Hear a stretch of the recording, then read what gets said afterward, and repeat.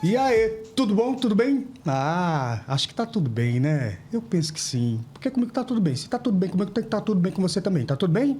Pois é, começou mais um podcast antenado e hoje eu vou conversar com...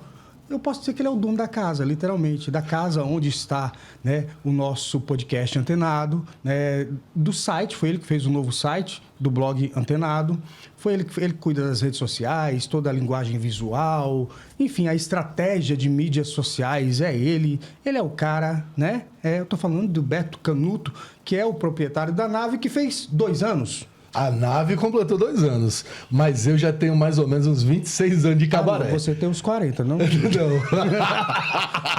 Porque eu já conheço você Como há é muito que tempo, pode, Beto rapaz? Canuto. Eu já conheço É verdade, você é macaca velha. Você é macaca velha, da época do Ruters ainda. Meu Deus do céu. Beto Canuto, você entrou nessa coisa publicitário, né, de formação, Sim. mas a publicidade ganhou um impulso aí com essa coisa de rede social, da internet. Você sempre atuou nessa área ou veio depois? Como é que começou? Eugênio, é uma história muito interessante, essa na minha vida, na verdade, né? Meu tio, certa vez, tio Benício, a gente às vezes erra também. Essa é uma história muito... Relaxe. Essa é uma história muito interessante na minha vida, né? Porque, assim, meu tio Benício, ele me viu certa vez desenhando no Paintbrush, isso em 1990. Paintbrush aí, pelo amor de Deus? Paintbrush era um aplicativo que vinha no Windows, nativo do Windows, para fazer desenho bem rústico. Bem rústico. Então, ele me viu desenhando no Paintbrush, isso em 1995, mais ou menos, ali no início dos computadores domésticos, né? Então, ele me colocou para fazer um curso de design gráfico. Eu entrei nesse curso mais ou menos com 17 anos de idade, em 1997. E a partir daí eu fui trabalhar... Você já sabe quantos anos ele tem. Eu fui trabalhar na empresa do meu tio. Ele era partner da IBM e ele tinha um braço da empresa que desenvolvia comércio eletrônico. Ele estava só uns 20 anos antecipado do mercado local, né? Então, eu passei a trabalhar com design gráfico, ajudando a equipe de comércio eletrônico a desenvolver sites. Então, desde 1997, também no boom ali da internet comercial no Brasil, né? Com a AOL, que tinha aqueles CDs que a gente colocava no computador para conectar a internet, ainda discada essa internet. Do tempo do Mirk. No tempo do Mirk, exatamente. Gente. E foi exatamente... Você é um dinossauro, tá? Eu sou um dinossauro trabalhando com isso aí. Só que eu sempre fui encantado por contar histórias. Eu queria ser cineasta. Só que aqui, o mais próximo que tinha de faculdade de cinema era em Recife, né? Minha família lá não podia me manter lá. Então eu resolvi fazer publicidade e propaganda que eu paguei com esse dinheiro trabalhando para o meu tio, né? Então foi uma experiência muito fantástica porque eu comecei a aprender sobre internet nos primórdios da internet. E já trazendo logo aqui, tem uma coisa que nunca mudou na internet. Muita coisa mudou. Tem uma coisa que nunca mudou, né? É a função da internet. A gente está sempre trocando alguma coisa pela audiência. A gente está sempre trocando alguma coisa pela informação. Na realidade, eu acho que isso nunca mudou na humanidade, porque é só uma representação, enfim, na WW, né, das relações sociais, que é isso que a gente busca sempre, né? A gente vive em sociedade para chamar a atenção, para buscar que as pessoas nos olhem, nos vejam, nos ouçam, né? Então, assim, é só uma representação lá no mundo virtual, vai. No mundo virtual. Mas eu nem diria tanto, Eugênio.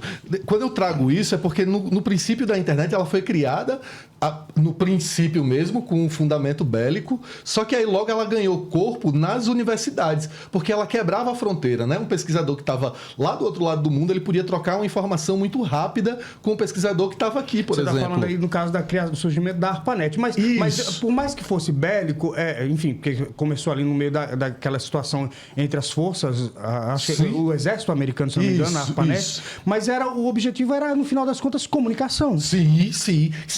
Comunicação. Se uma base fosse destruída, você não perderia a comunicação com as demais, porque elas estavam interconectadas, né?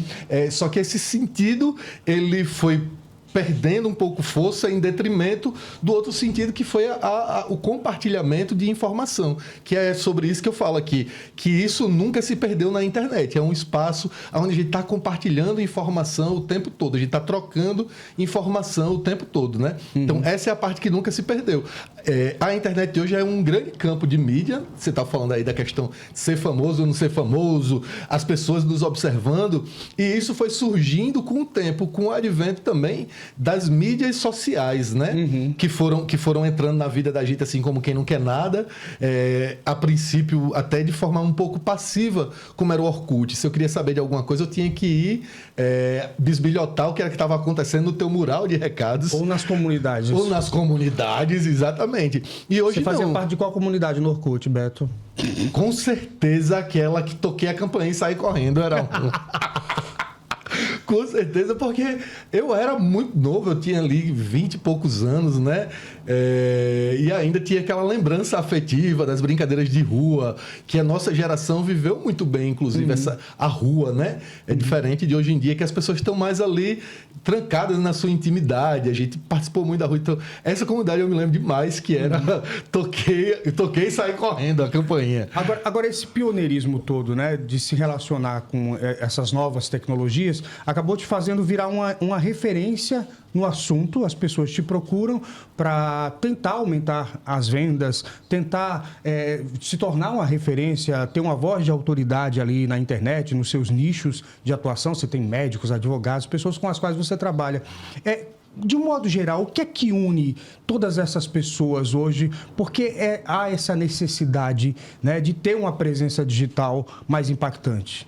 Eugênio, a primeira coisa que eu acredito que seja fundamental é que, com o advento das mídias sociais, a gente democratizou o espaço de audiência, né? Onde antes grandes corporações, só grandes corporações, elas podiam anunciar, elas podiam formar a sua audiência. Você fala nas mídias tradicionais, rádio, TV, né? Rádio, TV, jornal, certo. Porque era um investimento muito alto para você estar na televisão, para você estar no jornal, né? Então, a gente até, na publicidade, tem uma máxima. Quando você comprava uma página de jornal, não era para estampar a sua marca grandona do tamanho da página, mas era para impedir que outras pessoas do mesmo segmento aparecessem naquela página junto com você. Então, antes você ter a página de jornal, antes você ter o horário do Fantástico ali, se aparecer, que era para não permitir que outra... Era mesmo fazer uma reserva de mercado. Uma reserva de mercado. Então, só grandes corporações tinham a capacidade, né, o poder econômico para fazer isso. E com a internet, não.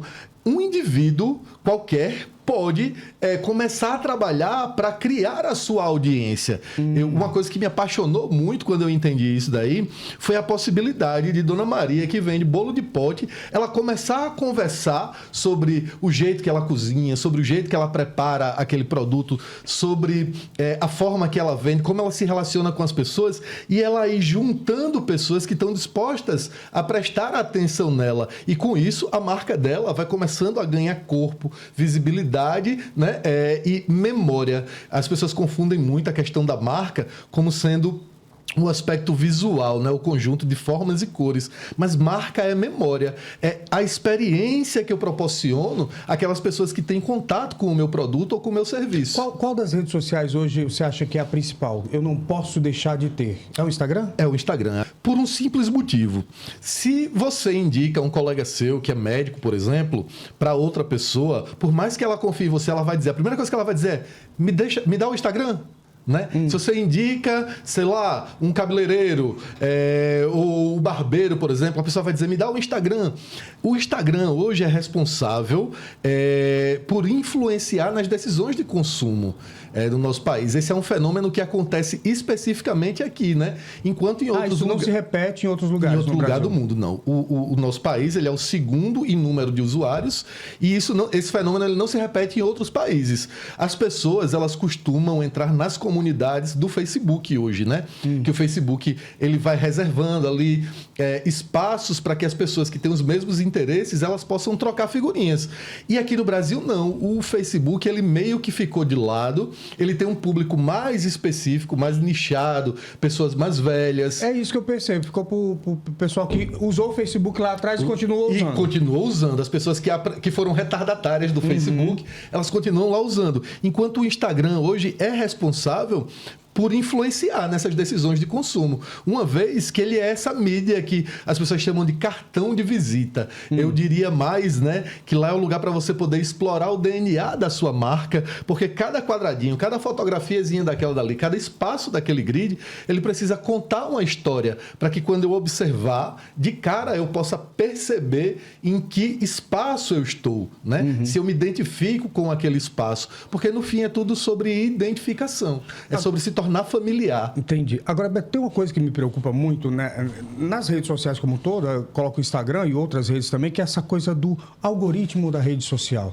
Né? O quanto que, enfim, essas coisas são alimentadas e direcionadas por uma empresa, que é, por exemplo, o Instagram, não é uma empresa brasileira, eu não tenho controle.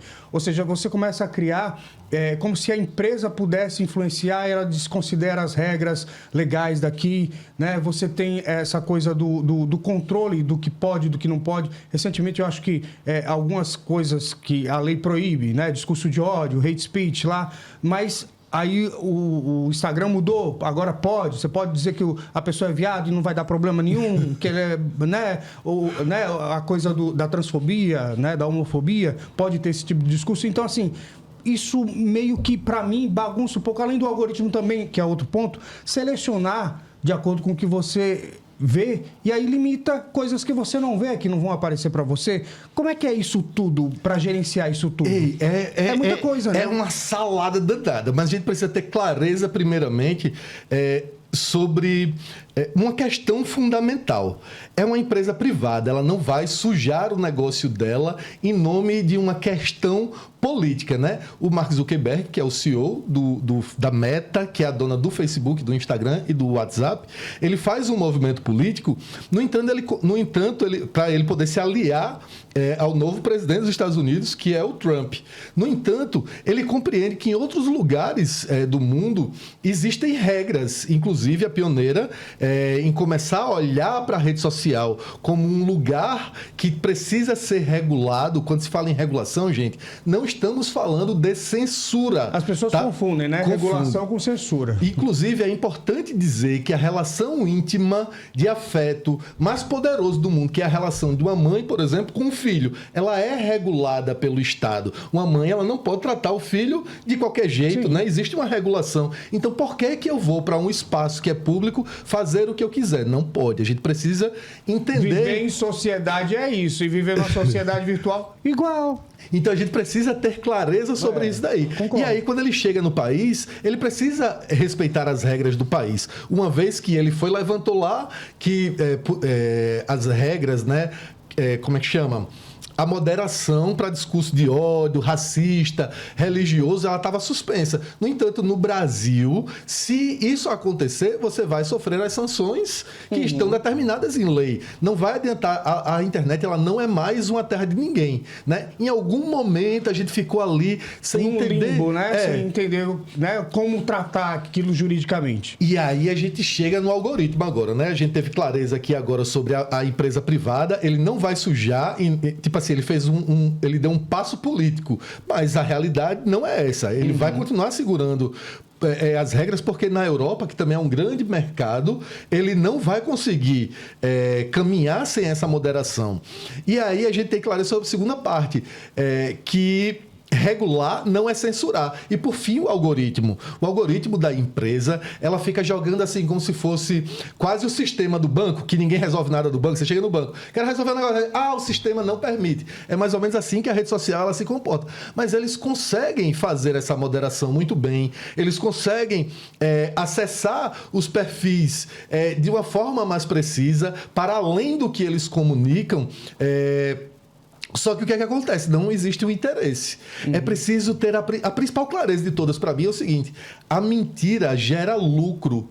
Em um momento que uma mentira está no ar, os segundos que ela passar no ar, quanto mais segundos ela passa no ar, juntando gente em torno dessa mentira, as plataformas elas estão lucrando milhões e milhões e milhões com anúncios. Porque para cada segundo que você passa lá, visualizando, cada pessoa que está vendo, ela vai ver na sequência um anúncio. E isso gera lucro, minha gente, não é à toa. Então imagine que eu estou aqui fazendo um discurso sério, o Eugênio está trazendo uma matéria séria, e às vezes as pessoas elas não estão interessadas na verdade, elas estão interessadas em confirmar, né, aquela sua crença, elas estão interessadas em confirmar... Em buscar ali um pertencimento com algum lado da história. Com algum lado da história. E aí entra a fake news, que muitas vezes ela é ardilosa, ela pega um dado de realidade, ela transforma aquele dado de realidade enviesando ele para poder fazer sentido aquela mentira. Então isso vai gerando milhares de visualizações e essas visualizações estão gerando lucro. Não tem menino besta na internet, né? Eu acho que é importante que a gente tenha essa clareza. Bacana. Agora tem uma questão nisso tudo que eu sempre me pergunto, tipo assim, você atende vários profissionais. Quando as pessoas chegam, qual é o maior desejo delas? Tipo, quero seguidores, quero aparecer. O que é que elas te pedem, assim? E o que é possível fazer, né, Beto? Uma coisa que eu tava refletindo esses dias... Ter seguidores é bom, não é? Ter seguidores é maravilhoso, porque se eu construo uma audiência de forma orgânica que estava disposta a prestar atenção no que eu tenho a dizer, significa que a minha marca está performando com os meus valores. Mas você falou um negócio aí importante. Orgânica. Traduz aí. Traduzo. Significa que aquelas pessoas chegaram até mim interessadas no meu assunto, ou naquilo que eu estou vendendo, ou naquela ideia que eu estou oferecendo. Ela chega a partir de uma verdade que eu estou propondo, que eu estou ressoando ali naquela rede, né? Elas te procuram, elas não são cooptadas ou compradas, ou compradas, tem gente que compra seguidor. Coisa feia. Então é importante a gente compreender isso daí. Eu acho assim, quando a pessoa compra seguidores, ela tá querendo se enganar, né? Eu tenho 300 seguidores, mas esse povo não consome ela, né? Mas no final eu acho até que é cultural. Porque eu já vi o que, Eugênio, acontecer. Por exemplo, uma pessoa foi... Eu já indiquei um médico muito bom, por sinal. E quando ela olhou, ele não tinha tantos seguidores. Ela fez, nossa, mas você fala que esse médico é tão bom e por que ele só tem 1.500 e poucos seguidores? Aí eu fiz, então, porque ele trabalha bastante, fia. Ele não é das redes sociais. E às vezes existem pessoas low profile mesmo. Então, é um sentimento que existe nas pessoas. Eu entendo os dois lados. Eu entendo a pessoa que ela tá ali resguardada, que ela prefere ficar lá low profile, e entendo a outra pessoa dentro dessa cultura que a gente tem que estar performando o tempo todo. É muito número, é muita... Como é que chama? É muita agitação que a gente tem que estar o dia todo, né? Trocando likes. Como diz uma amiga minha, Luciana Lucena, ela fala o seguinte, que mais importante do que ser bom é dizer que é bom. Porque se a gente não for visto, a gente vai ser preterido por aquele que é visto e que está dizendo que é bom. Então isso é uma realidade hoje em dia. A história do ovo do pato e do ovo da galinha, né? Do ovo da galinha. Por que o ovo da galinha faz mais sucesso? Não faço nem ideia. É porque ela faz mais barulho, ela cacareja. O pato não faz, então o pato. Entendeu? Não sabia, né? Essa piada mais antiga dos publicitários. Eu sou besta. Aí o que acontece? As pessoas que eu atendo, geralmente, elas são 30 a mais, né? Elas têm mais de 30 anos de idade. Então são geralmente pessoas cujas suas carreiras elas já estão no auge, elas já são pessoas bem-sucedidas, elas não estão mais atrás de pessoas para suas clínicas, para os seus escritórios, elas não precisam de mais clientes. O que é que elas não querem? Elas não querem perder o espaço de mercado delas. Então, o que é que elas percebem? Que a nova geração está saindo da faculdade já dizendo que é especialista, segurando um telefone celular e dizendo que ela é especialista em A ou B coisa. E o que é que as minhas clientes e os meus clientes não querem? Perder espaço, porque eles entendem o tempo de estudo, eles entendem a qualidade da entrega deles, da transformação. E é real, isso é impressionante. Né? Eu vou tirar por alguns colegas que eu conheço da área do direito, por exemplo. Ele já sai, todo mundo com perfil, bababá, kkk. A pessoa nunca fez uma defesa de nada, mas ela já é especialista. Ela já é especialista. Então, assim, é mais importante parecer ser do que ser. Do que ser, exatamente. Então, as pessoas que têm mais de 30 anos de idade, geralmente pertencem a uma geração que foi criada consumindo conteúdo. Por mais desejo que a gente tivesse de entrar na televisão, é uma fantasia de toda criança, né, que cresceu ali nos anos 80, 90, entrar naquele mundo mágico da televisão. Em hipótese alguma, jamais se passou pela cabeça da gente que nós poderíamos ser os produtores de conteúdo. Vixe. Até porque comprar uma câmera era muito caro naquela época. Hoje está tudo muito mais acessível. Uhum. O celular tem uma qualidade robusta e gigantesca, absurda. E antigamente a gente não tinha como fazer isso. Então, não se passava na cabeça da gente ser o criador de conteúdo. Então, essas pessoas que chegam até mim, geralmente elas têm alguma dificuldade, né? E que dificuldade é essa? Conversar com a câmera. Primeiro, ela chega até mim imaginando que a gente vai criar um Instagram para ela poder ser famosa, porque é o que todo mundo imagina, assim. Ou que vai chegar aqui e a gente vai organizar aquele perfil, né, para as pessoas poderem ver, e elas vão entendendo que o Instagram, ele passa a ser uma ferramenta auxiliar. O que eu ajudo de verdade as pessoas é a terem contato com a sua voz, porque nós também fomos uma geração muito...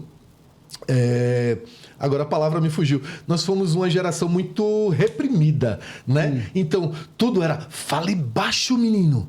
Ria baixo, menino. Fique aqui quietinho, que se sair daqui de perto, em casa a gente vai... Uma geração formatada. Uma geração formatada. Né? E o formato era um padrão único. Um padrão único, porque mais importante do que ser um bom pai era parecer que era um bom pai. Você falou agora dessa coisa da televisão. Eu já tive a televisão. Nos anos 80 eu estava na televisão. Então, foi uma criança prodígio ali. Para mim, a transição foi mais tranquila de sair da TV para a rede social, porque a linguagem de ter uma câmera, para mim, sempre foi muito natural. Então, assim, para muitas pessoas, essa coisa do distanciamento talvez seja o grande desafio. O grande desafio. E o padrão, porque a televisão tem um padrão. A internet não precisa ter.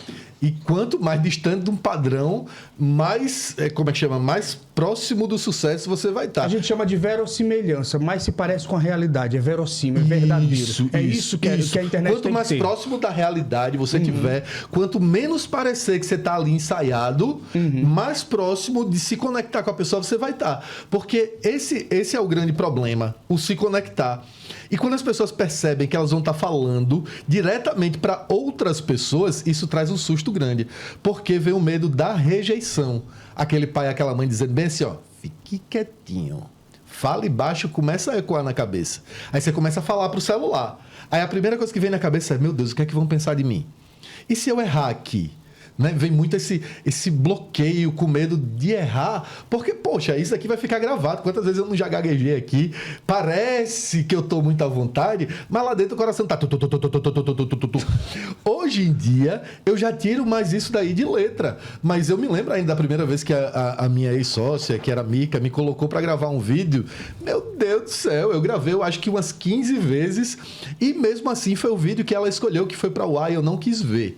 Eu só fui ver esse vídeo 5 anos depois, porque eu não tinha coragem de olhar. Você não gostava de se ver?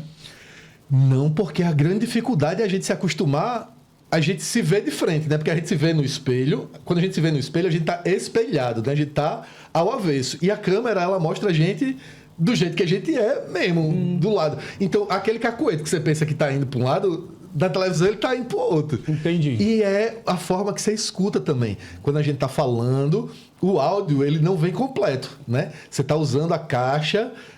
de ressonância. De ressonância. Você ouve, digamos, um retorno praticamente. Tá aqui. Exatamente. O som tá reverberando dentro dessa caixa toda aqui. E quando você vê... o som, né, o som que vem de lá é outra história. Outra história. E aí, quando você se depara com você falando de frente, que você escuta a sua voz, é muito estranho. Aquela voz digitalizada, ela é muito estranha. E a gente não acredita. Mas e aí... Tipo assim, eu já vi gente assim, quando olha a primeira vez, eu falo assim... Mas é isso mesmo. É exatamente esse estranhamento isso. Que causa. Então, tipo aqui, Eu costumo dizer que o podcast da Nave, o estúdio da Nave, é um laboratório para que os clientes eles possam se experimentar. Eles possam começar a descobrir que voz é essa que eles têm, né?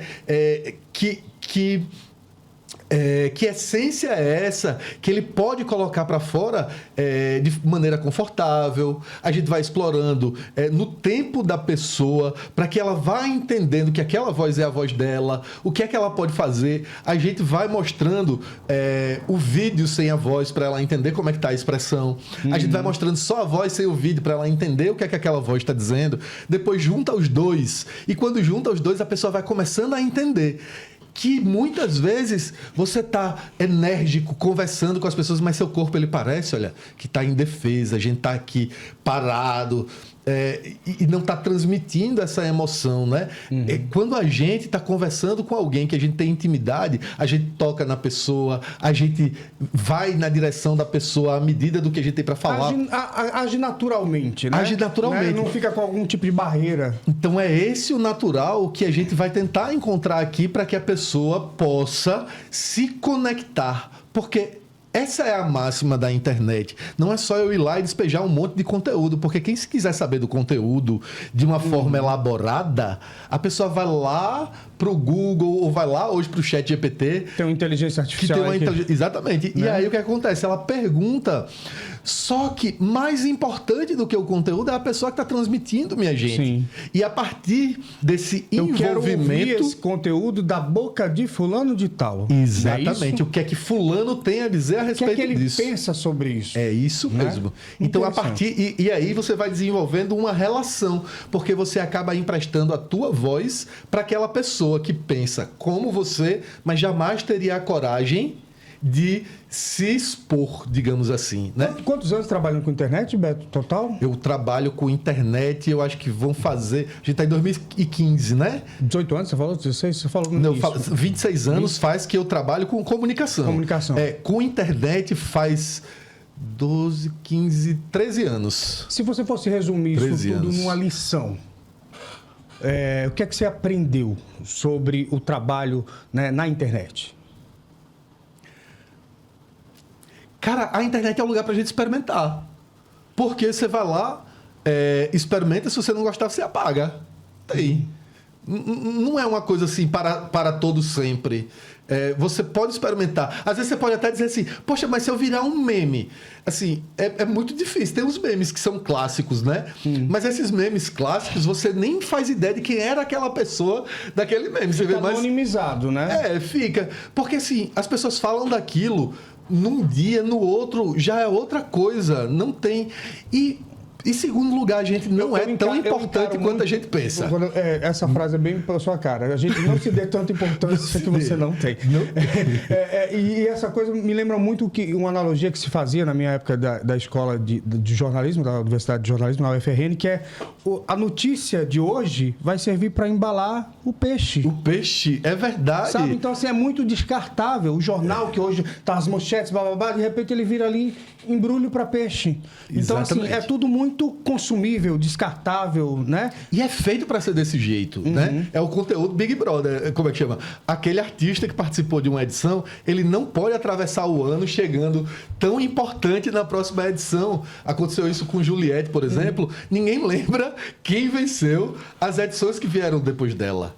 Porque, para todo mundo, Juliette ainda é a grande campeã. É verdade. Para a grande maioria que consome o Big Brother, ela é a grande campeã do Big Brother até hoje. É como se terminasse a edição e ela ganhasse o prêmio novamente. Porque ela ficou maior do que o programa, né? Então, é um conteúdo... O conteúdo do Big Brother é esse.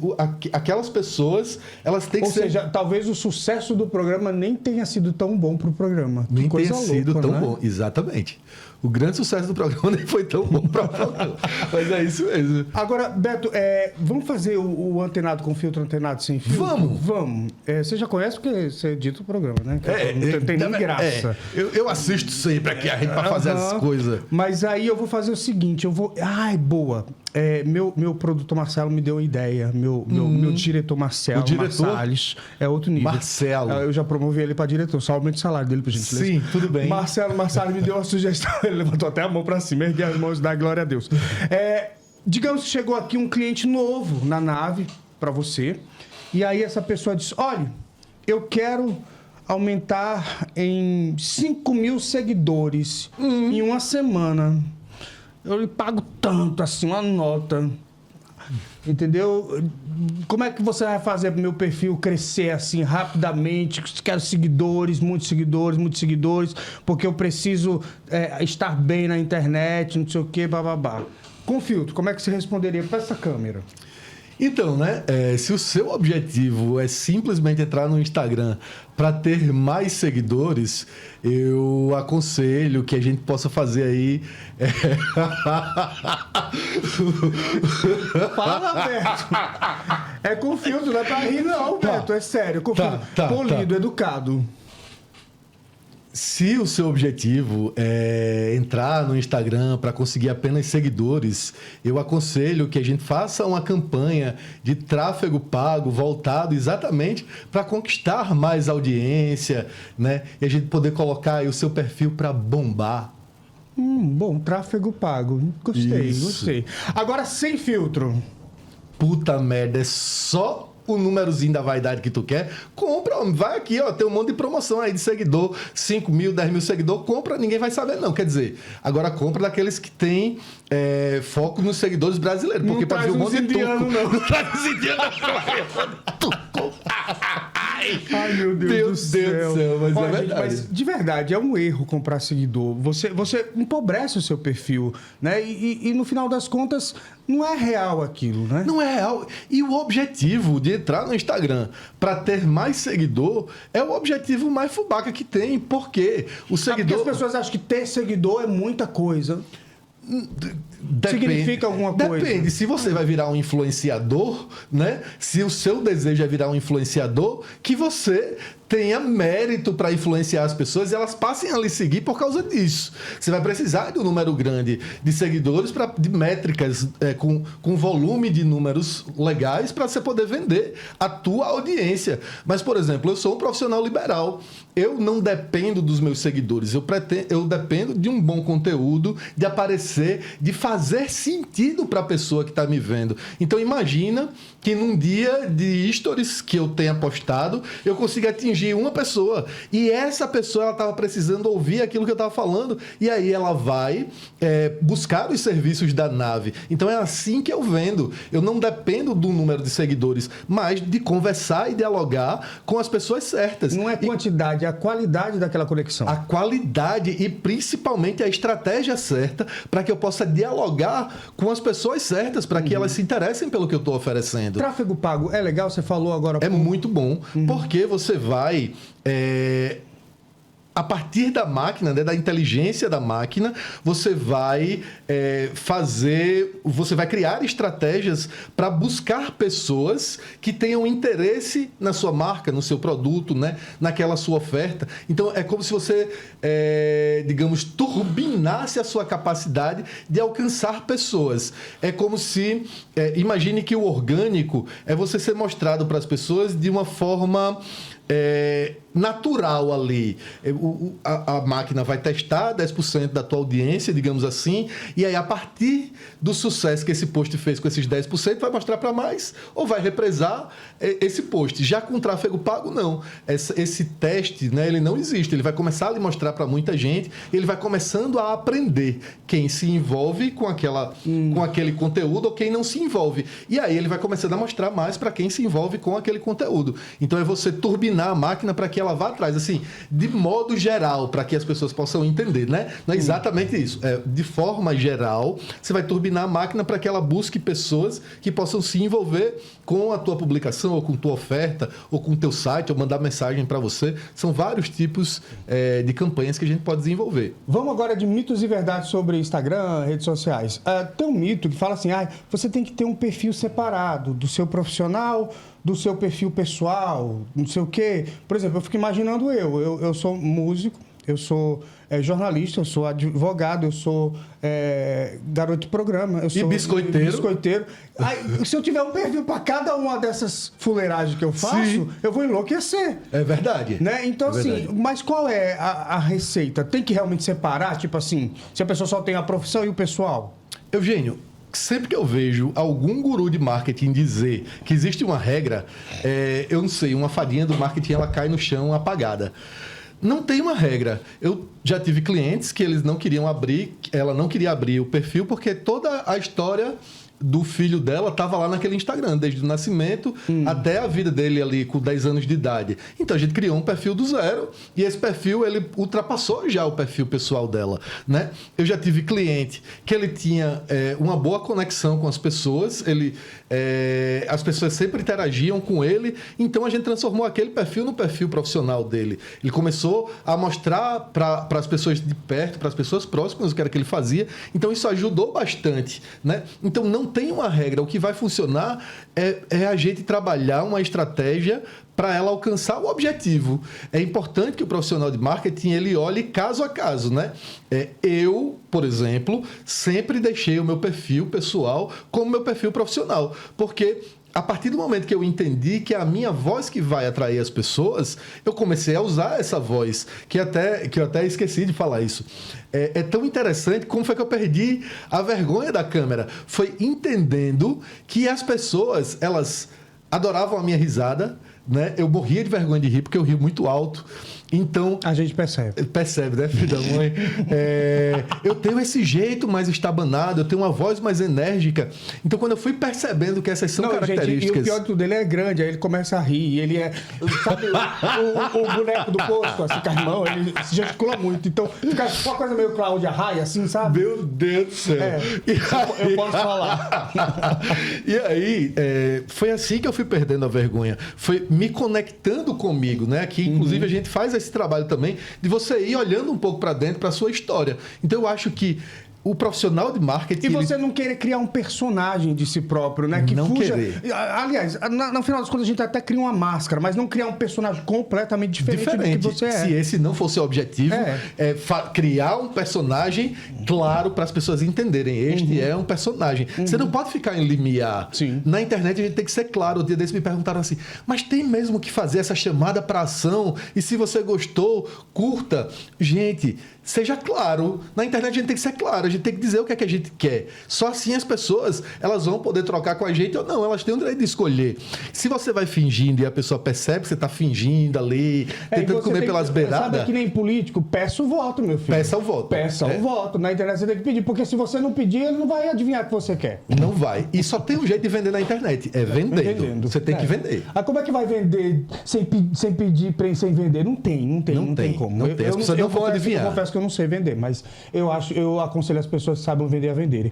Agora, Beto, tem outro mito. Esse é um mito pessoal. Tá. Cara, eu percebo que quando eu posto fotos sem camisa...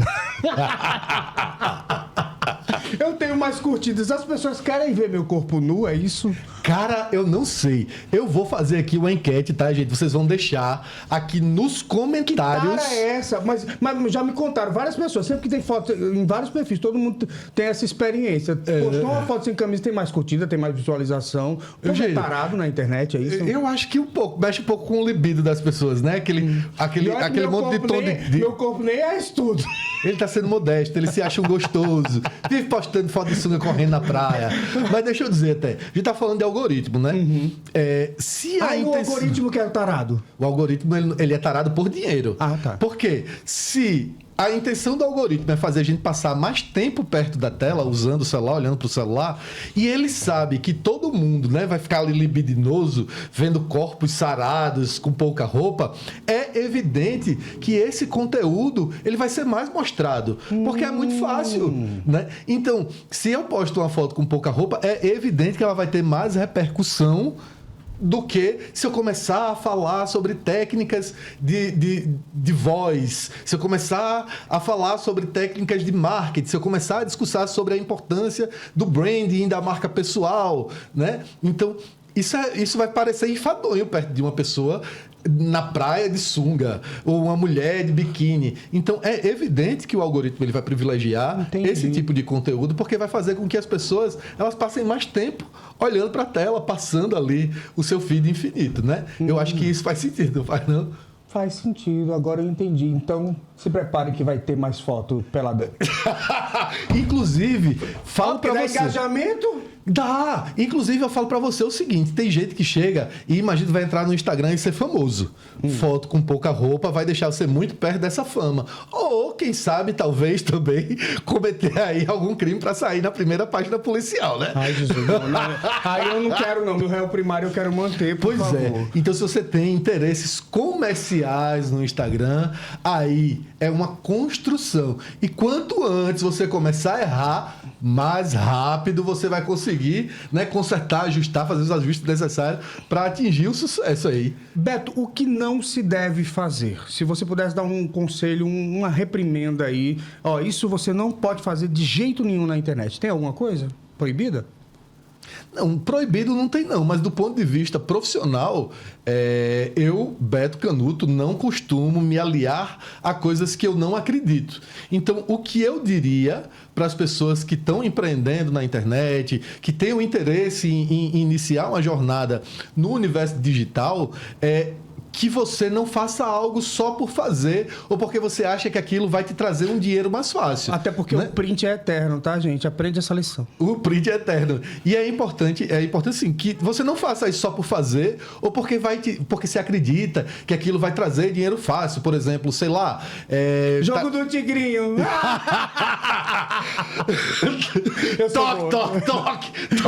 Toque a Polícia Federal. Né? Deolane, querida. Pois é, a Polícia Federal chega junto. Então é basicamente isso daí. Não faça nada que você de fato não acredite, porque vai tornar essa jornada assim, difícil quando chegar em um determinado momento, porque as pessoas elas vão te cobrar por aquele personagem que elas começaram a seguir. Então você acaba ficando refém dessa audiência, né? Ao invés de você estar ali colocando as cartas do jogo, a audiência ela passa a comandar esse jogo. Porque se você sair da linha, você vai perder seguidor, ou você vai ser massacrado ali pela internet. Então é muito importante. Eu vejo as redes sociais e, de um modo geral, a internet, as redes sociais, muito como relacionamento entre pessoas. Mas hoje a gente tem a tal da inteligência artificial que começa a criar conteúdo, né? Que muitas vezes pode ser um conteúdo ali, eu dei um comando, ele começa a criar e postar e tal. E aí eu penso, como é que vai ser o futuro disso, desse esgotamento? Porque o que me leva à rede social é a impressão de que eu estou me relacionando com alguém, né? Ali na rede social, com conteúdo humano, né? Que ele está colocando ali. A partir do momento que esses conteúdos, tipo cortes, que são criados por máquina, não sei o que, apenas para cliques, apenas para ter visualização, para gerar renda, como é que você imagina que é o futuro, principalmente diante de cada vez mais o uso da inteligência artificial, né? Inteligência generativa? Olha, isso é muito legal você trazer. Eu fui profundo agora, não foi? Isso Gente, eu sou muito bom quando eu quero. Você é muito inteligente, eu fico orgulhosíssimo. Olha só, é muito interessante porque hoje a maior parte do conteúdo consumido na internet já é produzido pela inteligência artificial, né? A maior parte do conteúdo. E aí o que é que está acontecendo? Estão se popularizando cada vez mais aplicativos, inteligências que elas criam filmes e tem até uma, inclusive, que é a partir de uma foto, por exemplo, eu posso tirar uma foto minha, treinar essa inteligência com a minha voz e eu não precisaria mais gravar vídeos, apenas alimentar ela com texto e ela tá ali discursando, falando como se fosse eu, né? Mas uma coisa que tem se conversado muito nos bastidores, né, do marketing, das redes sociais, das plataformas sociais, é que o futuro da rede social, ele não é mais na mídia de front-end, né? Não é mais naquela plataforma que a gente fica curtindo. Provavelmente, o próximo passo das redes sociais serão no background, serão aplicativos onde a gente conversa com as pessoas e nessa conversa a gente vai estar vendo coisas passando aqui do lado para que a gente possa interagir. Eu não entendi. Eu te explico agora. O Demon Chat, você já ouviu falar do Demon Chat? Não, já não gostei do nome. Não gostou? É o direct do Instagram, que ele é destruidor de casamentos. Por isso, Demon Chat. Ah, tá. Coisas absurdas acontecem lá. Mas, por exemplo, o direct do Instagram hoje, ele começa a pavimentar o caminho para isso daí. Uma vez que lá eu posso hoje ter um grupo para assistir Reels e a gente vai comentando e esses comentários eles ficam dentro do chat, eles não ficam fora do chat. Entendeu? Eu posso compartilhar. É como se fosse ele segmentando as coisas. Como se fosse segmentando, cada vez fortalecendo o grupo e as conexões. E essas conexões que ele chama de conexões de interesse, né? Eu tenho um grupo que gosta, por exemplo, sei lá, de biloca. Então a gente vai começar no chat sobre bilocas e eu vou compartilhando tudo ali. Então essas vão ser as recomendações que o Instagram vai fazer para você a partir de agora, para mim também, porque a gente está trocando ideias sobre isso. Então ele inclusive está testando essa ferramenta aonde a partir do conteúdo que eu troco com você, se você assistir um conteúdo, ele vai me mostrar aquele conteúdo. Olha, um conteúdo que o Eugênio gostou. Então ele vai começar a fazer com que essas conexões elas fiquem mais estreitas, né? Não vai ser mais a gente passando um feed infinito, porque provavelmente isso está num movimento já de estagnação. Estagnação que eu estou falando, gente, não é declínio, tá? É que encontrou ali um movimento, tipo, isso não cresce mais, né? E tá ali no movimento linear, eles não sabem o que fazer, que eles estão sempre pensando 5 anos à frente, por exemplo. E aí provavelmente o futuro das redes sociais vai ser uma plataforma aonde eu vou dialogar mais intimamente com as pessoas. E esse conteúdo, ele vai ser um facilitador desses diálogos, dessas conexões e desses interesses em conjunto, entendeu? Ficou mais claro agora? Ficou mais claro. E a IA nisso tudo? E a IA nisso tudo, ela vai continuar nos ajudando como um facilitador da parte criativa, da parte produtiva. Porque imagine, Eugênio... Mas elas não vai estar nos enganando achando que a gente está consumindo um conteúdo que é humano e na realidade é um IA. Mas nunca engana. Eu acho que existem produtores e produtores. Assim, eu confesso que eu tenho o semancolzinho para perceber, mas... Imagina um idoso, quando olha determinados vídeos, uma pessoa que tem alguma limitação... Isso vai ser cada vez mais difícil da gente compreender, Eugênio. Seja idoso ou não seja, isso vai ficar... eu não sei como é que eles vão... Pela qualidade, né, dos vídeos. Pela qualidade. Né? Isso vai ficar cada vez mais difícil. É muito provável que, por exemplo, essas ferramentas elas sejam obrigadas a colocar algum dispositivo que, quando for para a parte técnica, você vai saber que aquilo ali é uma interferência de inteligência artificial. Mas, tecnicamente, mesmo, porque no vídeo vai ser difícil de saber, né? Elas estão avançando muito e a IA ela vai continuar nos auxiliando como um facilitador, porque imagine antes, a gente levava cerca de uma semana entre pesquisa e produção de um conteúdo. Sabe o que eu vi esses dias que eu disse, gente, tem um clipe do Michael Jackson. Sim. Você lembra que o pessoal fazia uma transformação virada me lembro. Acho que é Black or White. E aí, gente, aquilo foi feito sem nem... custou milhões, eu lembro, né? Que era uma revolução. Eram segundos que custaram milhões. Foi isso mesmo. E assim, hoje em dia a gente faz aqui, ó. Faz aqui. No celular, aquilo. Então, assim, o quanto que isso é surreal, né? Isso. E a gente hoje tem essa dificuldade de saber o que é real, o que é verdade, né? Digamos assim. E o que pode ser uma inteligência artificial nos enganando ali, tanto a fake news quanto o deepfake, né? Então, assim... E a gente tem também isso hoje muito latente quando a gente chega num processo eleitoral, que você ouve a voz de alguém e não é a voz, você ouve o vídeo de alguém e não é. Então, assim... Isso tudo vai influenciar a forma como nós nos relacionamos com os conteúdos, com as construções sociais. Muito. Porque eu costumo sempre fazer uma correlação do avanço da tecnologia com o avanço da comunicação, né? Vamos pegar um momento mais perto aqui, quando um recado avançava de cavalo, né? Você tinha que esperar o carteiro levar a mensagem até outra cidade de cavalo. Então ele ia levar, sei lá, uma tarde, um dia para poder chegar lá. Hoje a mensagem ela viaja em milésimos de segundo. Eu cliquei para enviar, ela já está lá do outro lado e você já vê que a pessoa está te respondendo. Então a velocidade com que a informação viaja faz com que a tecnologia ela avance. Então, se a gente perceber, a gente está tendo a obsolescência das coisas muito veloz. Quando a gente está aqui com um celular de ponta, já está tendo outro celular de ponta. E existe uma dificuldade, né? Como é que chama? É um crescimento exponencial. Exponencial, exatamente. Então, o que é que acontece? Isso vai modificando a maneira com que a gente se relaciona. A gente estava ainda há pouco falando sobre a rua, que a nossa geração pôde aproveitar bastante, né? As brincadeiras nas ruas. Então, isso permitia com que a gente se autorregulasse. Se a gente brigasse e encontrar com a nossa turma à noite, a gente tinha que fazer as pazes, porque senão a gente ficava de fora da brincadeira. Hoje em dia, não. As pessoas apertam um pitoco, bloquear. Não quero mais falar com você. Ela não te responde, ela te coloca para fora do grupo, porque ela não precisa ter contato com você. Então, a partir desse momento que eu não preciso enfrentar o meu incômodo, eu perco a habilidade de me autorregular, de conseguir lidar com as minhas frustrações. Né? Porque viver é isso. Exatamente. E se relacionar é lidar com as nossas frustrações, porque o outro, ele vai o tempo todo. Eu tenho medo dessa geração. Agora a gente está entrando num campo que realmente... Esses dias eu peguei uma estagiária lá num outro trabalho que eu tenho, e ela tem 18 anos. Sim. Gente, é incrível assim como eles não têm a responsabilidade do compromisso de hoje eu vou faltar. Parece que eu não sou ninguém, ela não tá nem aí, ela falta e pronto, acaba.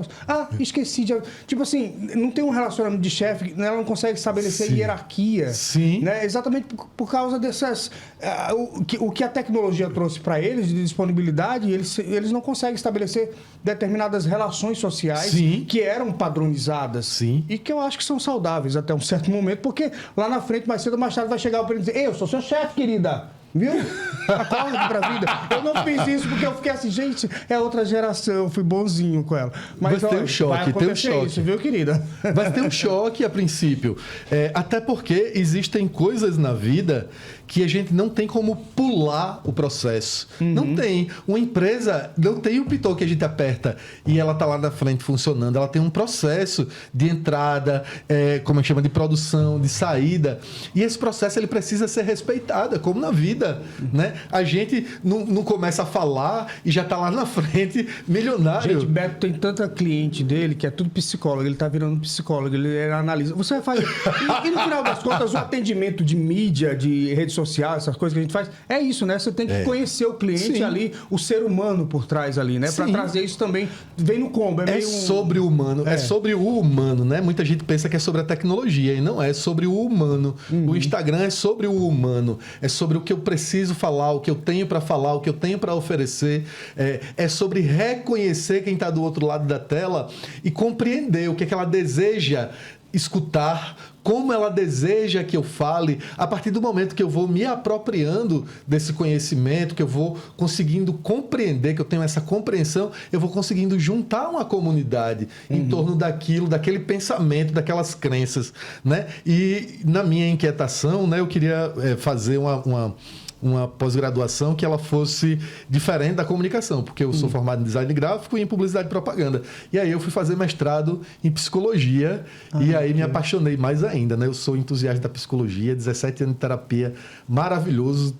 Tem gente que fala assim, eu sou terapeutizado. Não sou terapeutizado. Por enquanto... Você está há 17 anos e ainda não se acha terapeutizado? Porque a nossa experiência ela é contínua, né? Entendi. A experiência humana é contínua. Amanhã eu terei novas demandas.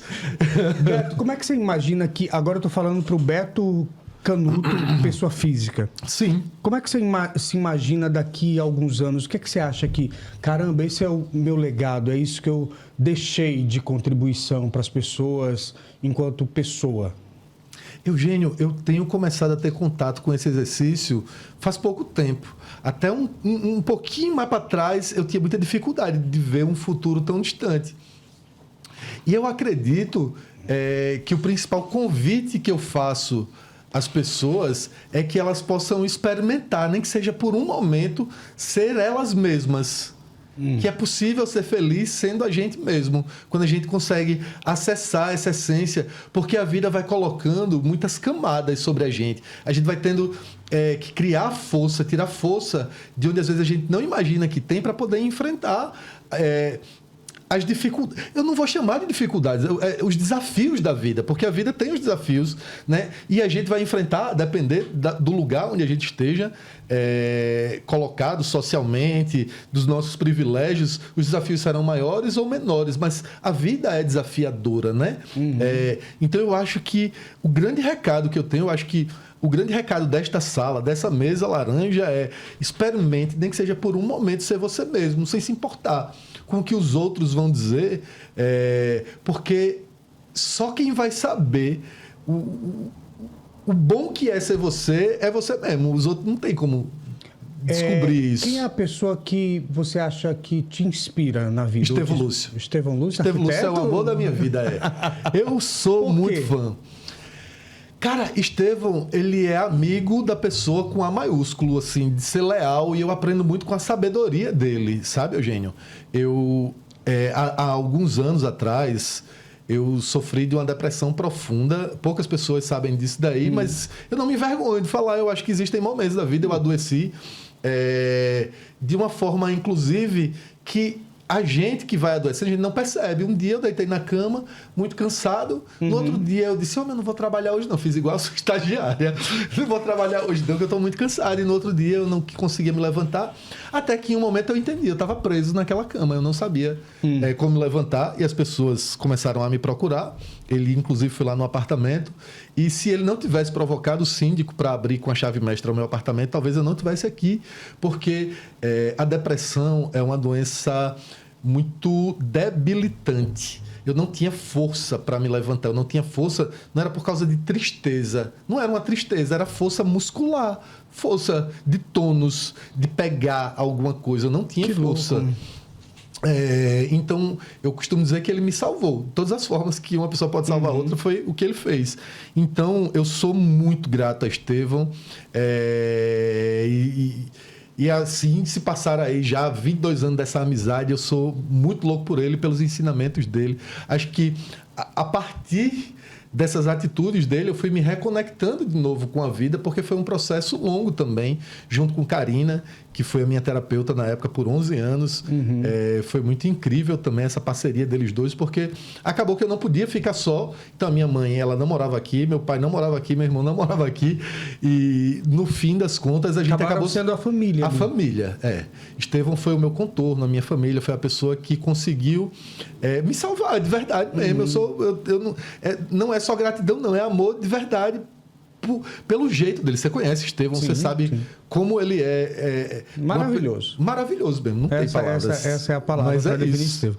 Tem saudade de quem? Cara, eu vou ser bem doido, pode? Não vai me surpreender. Não vai me surpreender. Eu tenho saudade da criança que eu era nos braços do meu pai. Que, na verdade, é uma saudade dele, né? Eu me sentia muito seguro. O pai era um super-homem, assim, pra mim. Quando ele colocava a gente no colo, eu tinha certeza que nada ia acontecer. E ele tratou a gente assim até a vida adulta. Seu pai não tá mais com a gente? Não. Em 2018, ele faleceu de Peibuff. O que é Peibuff, gente? Peibuff, ele faleceu de infarto fulminante. Sim. Peibuff. Faleceu, morreu, Peibuff. E aí, pronto. E foi uma coisa muito doida, porque eu tinha feito uma cirurgia nas minhas costas. E eu tava sem andar. Você parece fisicamente com ele? Não, nem um pouco. Meu irmão parece... Meu irmão é a cara do meu pai, eu sou a cara da minha mãe. E aí, eu tinha feito uma cirurgia nas costas, na coluna. Eu estava sem andar direito, então era o primeiro dia que eu ia poder sair de casa e a gente ia almoçar. E eu estava no computador esperando ele chegar. Quando chegou a notícia, meu irmão ligou para mim e falou. Então o celular caiu. Quando eu tentei pegar o celular, caí também, não conseguia me levantar. E foi um cabaré.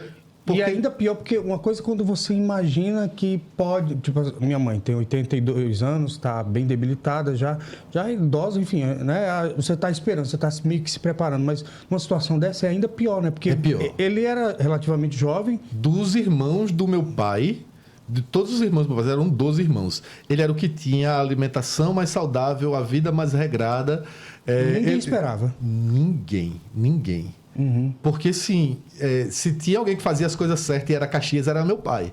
Né? Então, assim, não tem... Gente, a vida... É agora. É agora.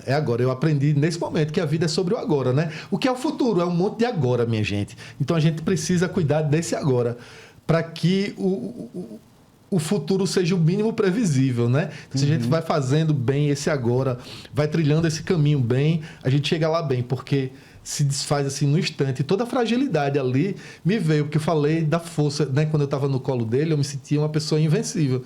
E nesse dia eu Que não precisa se preocupar com nada. Com né? nada. Eu experimentei Acho bacana isso. toda a fragilidade da perda, porque parece que um buraco se abre e o meu corpo, que ele não se sustentava ainda sozinho, porque eu tentava me levantar e eu não conseguia, porque eu não tinha força na coluna para me levantar do chão. Eu precisava de alguém. Então foi uma experiência muito dolorida, mas eu também encarei isso